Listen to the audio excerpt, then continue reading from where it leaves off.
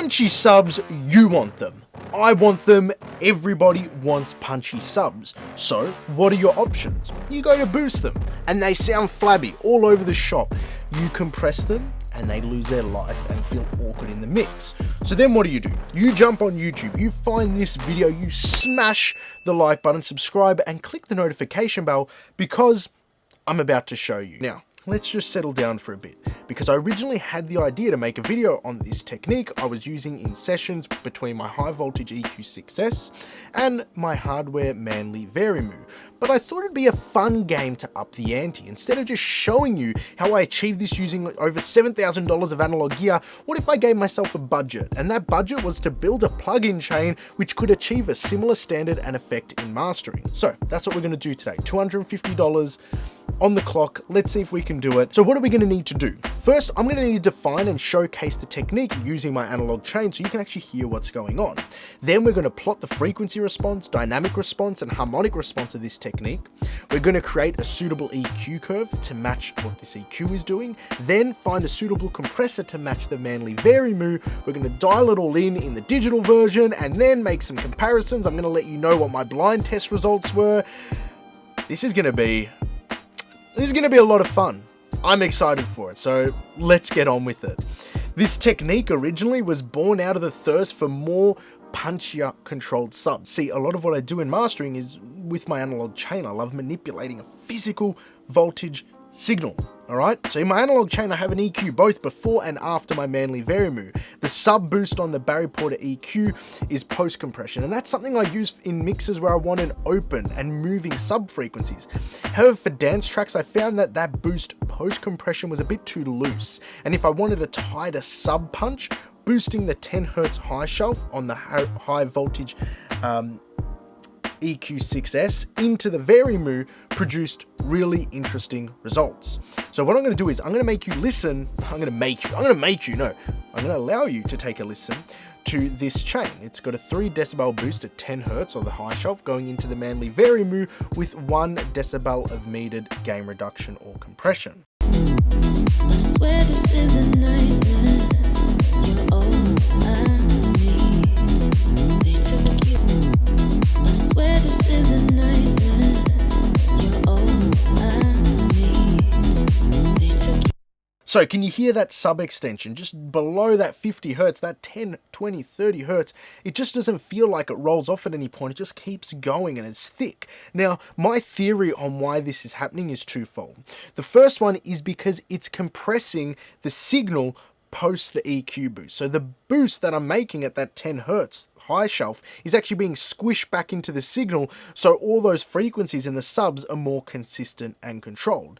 And second, when we go look at the harmonic structure of the signal path, this Varimu favors producing stronger second and third order harmonics in the lower frequencies as opposed to the mid-range and top end, so that low end gets thickened and fleshed out a little bit more. All that said, I've found this desirable on EDM masters, so when I want the subs to extend down low and still hit hard, this is what I've been doing. A lot of people get sold on the magic, voodoo, marketing terms of gear, warmth, depth, dimension, when in reality, like I've spoken about before, in terms of audio fidelity and manipulation of a signal, there are 4 measurable qualities we can rely on to help us understanding what's happening with the signal: frequency response, harmonic distortion, noise, and time or phase relationship. For the purpose of this exercise, noise and time or phase relationship are not relevant to help us build out this sound. We're going to be focused on frequency response, harmonic distortion, and also plotting the dynamic response of the Varimu. First, let's look at the high voltage EQ6S frequency response with a 3 decibel boost at 10 Hz. Okay, that's a high shelf boost here, and we can see this bumps it quite nicely up there,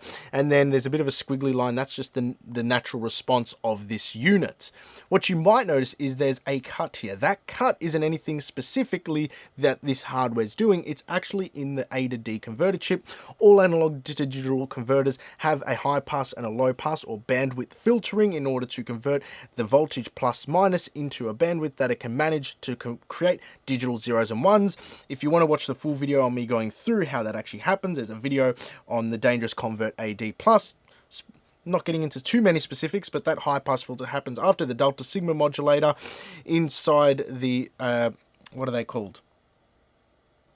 I can't remember the name of it. But anyway, I've got a full video on it on the Dangerous Convert AD Plus if any of that sort of technical stuff tends to tickle your fancy. But that's what's actually happening. So that's a high pass filter at 1 Hertz. You're not going to hear it, but that's the general curve of the EQ6S. Next, I've got the frequency response of the Manley Varimu. Now, the Manley Varimu out, there we are. In, there's a bit of a frequency bump there based on my gain staging, but yes, it starts to roll it off a little bit more steeper, the low frequencies, but otherwise it's completely flat going all the way through. Here's what is interesting though. So let's put the EQ in. So we see that bump happening here. What happens when we put the Manley in? It actually flattens the frequency response curve. So like I hypothesized before, when we're boosting into the Varimu, we get that bump, but then the compression sort of pulls that low end back down into itself, which is pretty interesting.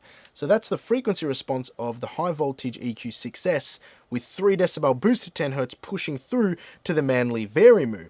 That doesn't give us the whole story though. The next relevant test is to look at the harmonic structure of this. Now the Manley Varimu at 55 Hz has not only present 2nd and 3rd order harmonics, but also present 4th and 5th order harmonics. Now as we go up the frequency chain from 55 Hz, let's say we go to 1 kHz, those 4th and 5th ones are no longer around that negative 75 decibels. They're much lower. They're almost inaudible, if not inaudible. So as you go up the frequency spectrum, 1 kHz, let's go 4 kHz, those 4th and 5th ones are really just out of the picture. Whereas when you're going on your low frequencies, let's say 55 Hz again, yes, they're actually there. They're much more present. There's much more thicker breadth of harmonics in the lower frequencies. And I think that's also helping contribute to that thicker, fuller sound. Now we're going to look at the dynamics. Here's a dynamic response of the Manley Varimu, the attack and release curve. So basically this tone burst is what we're going to use to match the Varimu we choose in for compression, so it lines up with this compressor here as well. In the way of analog emulations for something like this, I was honestly a bit lost. I don't know the market all that well for Varimu emulations. However, the subscribers of this channel came through. They were a huge helping hand. From suggestions like Pulsar Mu to UAD's Manley Varimu, ultimately, I ended up going with Klanghelm's MJUK, which was both suggested to me by subscriber No Qualms, and I also got from watching the Mixbus TV's video on the topic of Varimu digital compressors. And the reason I chose this is it was the most flexible tool for matching up the dynamic response of the Manley Varimu, and also the most affordable for building up the cheapest chain. That said, it still took me a lot of time to dial this in to match the attack and release curve of my Manley Varimu. So I'm going to show you some of these tone bursts at 55, 110, 440, 1K, 4K and 10K bursts, as well as the harmonic plot for the MJUK at those same frequencies. So here's it at 55 Hz. At 110 Hz, the unit's going to plot. Still relatively the same. At 440 Hz. At 1 kHz.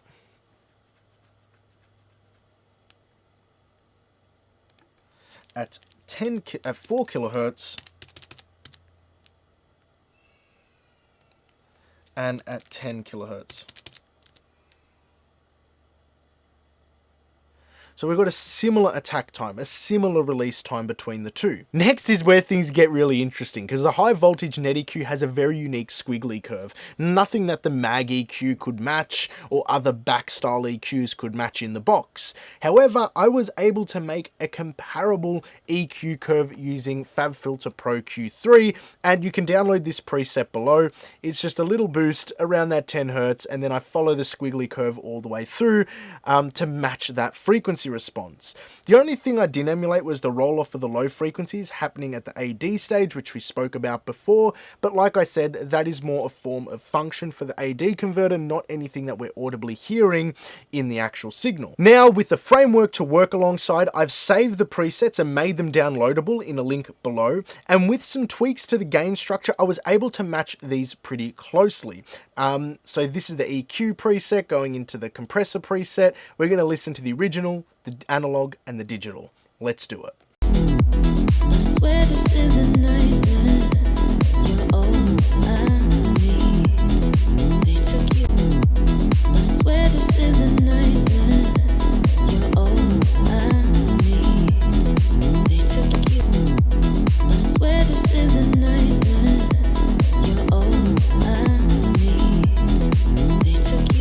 So which did you prefer? Actually, before you answer that, I need to let you in on something. The blind tests, I scored 17 out of 20. Between comparing the original, the digital, and the analog chain, I was able to identify the analog chain 17 out of 20 times. 85% of the time, I could identify the analog one over the other two.